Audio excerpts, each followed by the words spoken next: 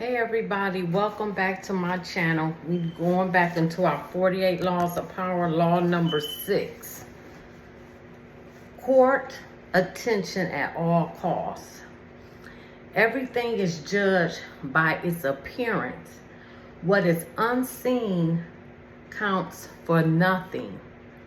Never let yourself get lost in the crowd, then or buried in oblivion. Stand out. Be conspicuous at all times. Make yourself a magnet of attention by appearing larger, more colorful, more mysterious than the bland and timid masses. I swear to God, my son father got that down pat. He is a grandiose narcissist. And he got to be seen, center of attention. He is a typical Leo. Got to be, and he stands out in the crowd. This applies to him all the way. Draw attention to yourself by creating an unforgettable, even controversial image. Court scandal. Do anything to make yourself seem larger than life and shine more brightly than those around you. Make no distinction between kinds of attention. Notoriety of any sort will bring you power. Better to be slandered and attacked than ignored. That's deep. That is deep. Rather to be so any kind of notoriety is good notoriety. That's how NWA Eazy-E used to say, bad or good publicity is all good publicity. Damn. B.T. Barnum, America's premier 19th century showman, that's Barnum and Bailey Circus, started his career as an assistant to the owner of the circus, Aaron Turner. In 1836, the circus stopped in Annapolis, Maryland for a series of performances. On the morning of opening day, Barnum took a stroll through town wearing a new black suit. People started to follow him. Someone in the gathering crowd shouted out that he was Reverend Ephraim Avery, infamous as a man acquitted of the charge of murder but still believed guilty by most Americans. The angry mob tore off Barnum's suit and was ready to lynch him. After desperate appeals, Barnum finally convinced them to follow him to the circus, where he could verify his identity. Once there, old Turner confirmed that this was all a practical joke. He himself had spread the rumor that Barnum was Avery. The crowd dispersed, but Barnum, who had nearly been killed, was not amused. He wanted to know what could have induced his boss to play such a trick.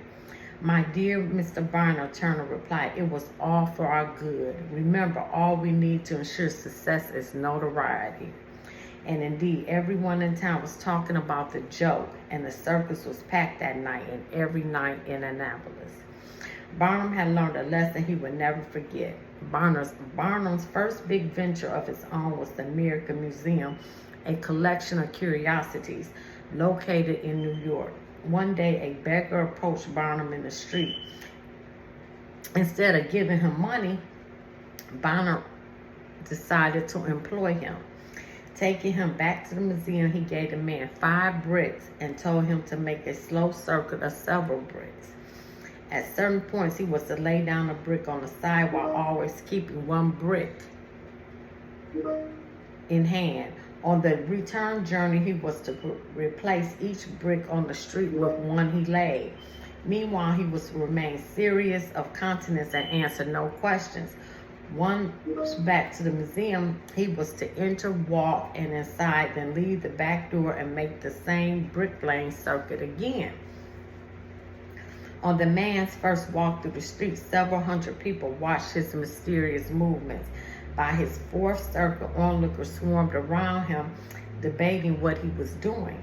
Every time he entered the museum, he was followed by people who bought tickets to keep watching him. Wow. Many of them were distracted by the museum's collections and stayed inside. By the end of the day, the brick man had drawn over 1,000 people into the museum. A few days later, the police ordered him to cease and desist from his walks.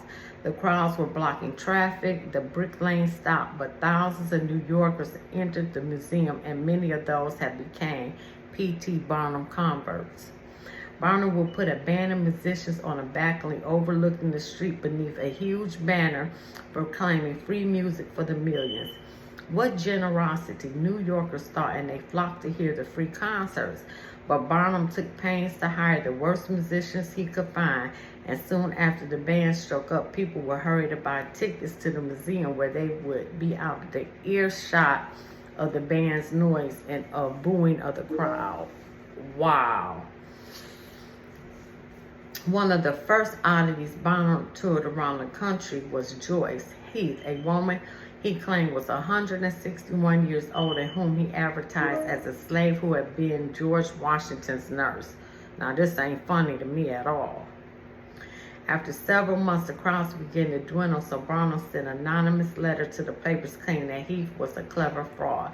Joyce Heath, he wrote, is not a human being, but an automaton made up of whalebone, Indian rubber, and numberless springs.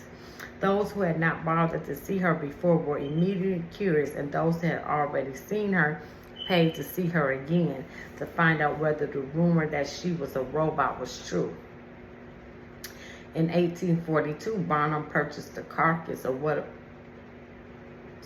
appeared to be a mermaid. This creature resembled a monkey with the body of a fish, but the head and body were perfectly joined. It was truly a wonder. After some research, Barnum discovered that the creature had been expertly put together in Japan, where the hoax had caused quite a stir. He nevertheless planted articles in newspapers around the country claiming the capture of mermaid was in Fiji Islands. He also sent the papers woodcut prints of paintings showing mermaids.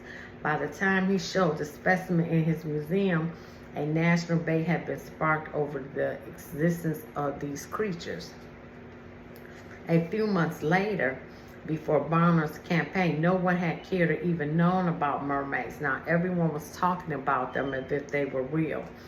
Crowds flocked in record numbers to see Fiji mermaid and to hear debates on the subject.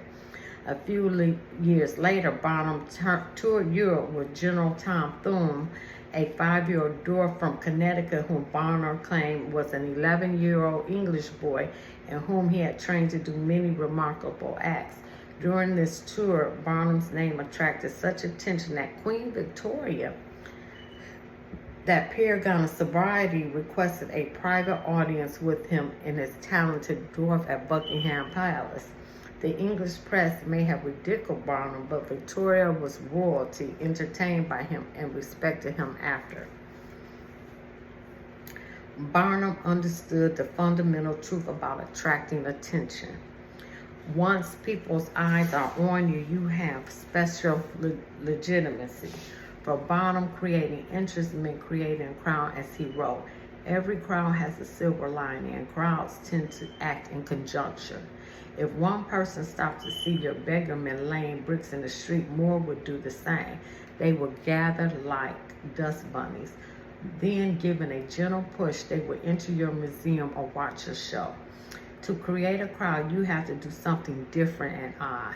Any kind of curiosity would serve the purpose, for crowds are magnetically attracted by the unusual and inexplicable.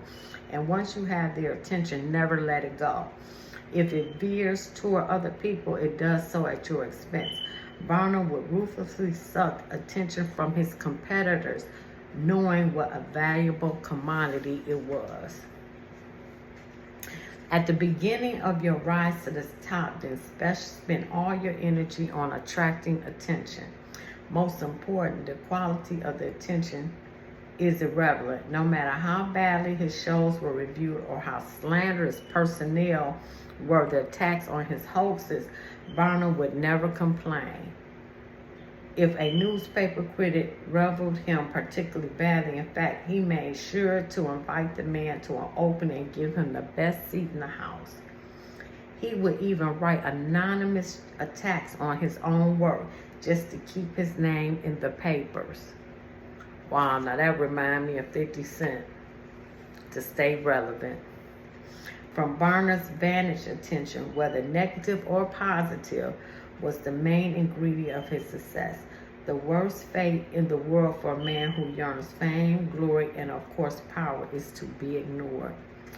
If the courtier happens to engage in arms in some public spectacle such as jousting, he will answer that the horse he was is beautifully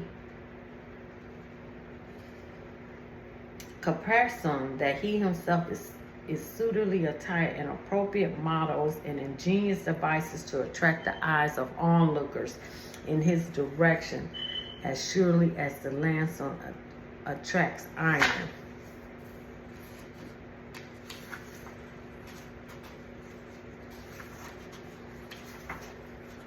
It's a long one. I'm going to just do keys to power, and then I'm going to stop there. Burning more brightly than those around you is skill that no one is born with. You have to learn to attract attention as surely as someone attracts iron. At the start of your career, you must attach your name and reputation to a quality and image that sets you apart from other people. This image can be something like a characteristic style of dress or personality quirk that amuses people and gets talked about. Once the image is established, you have an appearance, a place in the sky for you to start. It is a common mistake to imagine that the particular appearance of yours should be controversial, that to be attacked is somehow bad. Nothing could be further from the truth. To avoid being a flash in the pan and having your notoriety eclipsed by another, you must not discriminate between different types of attention. In the end, every kind will work in your favor. Barnum, we seen, welcomed personal attacks and felt no need to defend himself. Wow. He deliberately courted the image of being a humbug.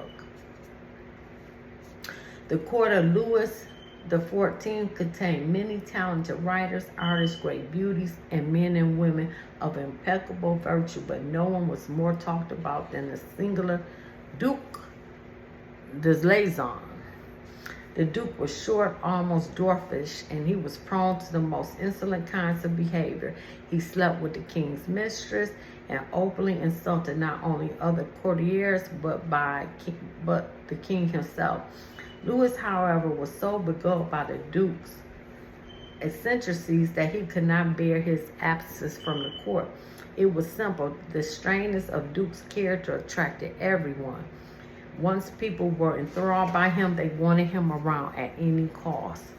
Society craves larger-than-life figures, people who stand above the general mediocrity.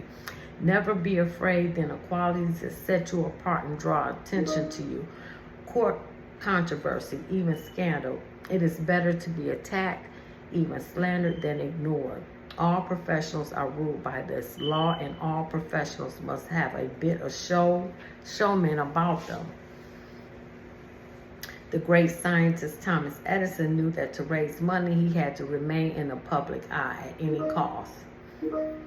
Edison would design dazzling experiments to display his discoveries with electricity. He would talk of future inventions that seemed fantastic at the time, robots and machines that could photograph thought, and that he had no intention of wasting his energy on, but that made the public talk about him.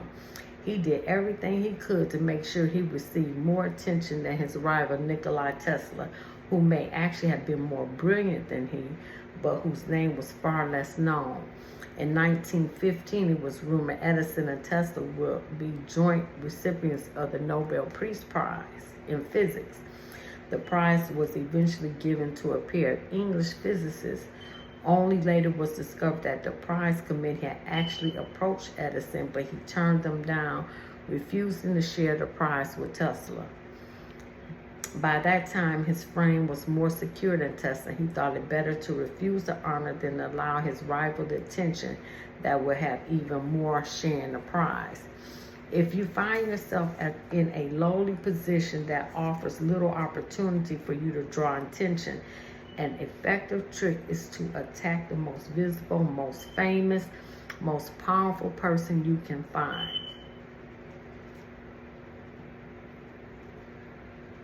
Once in the limelight, you must constantly renew it by adapting and varying your method according to attention.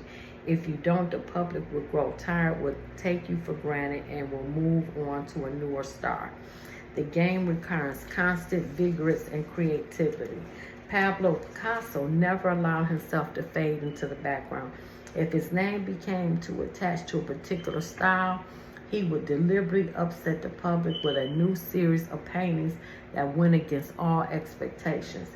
Better to create something ugly and disturbing, he believed, than to let viewers grow too familiar with his work. Understand, people feel superior to the person whose actions they can predict. If you show them who is in control by playing against their expectations, you both gain their respect and tightly your hold on their fleeting attention.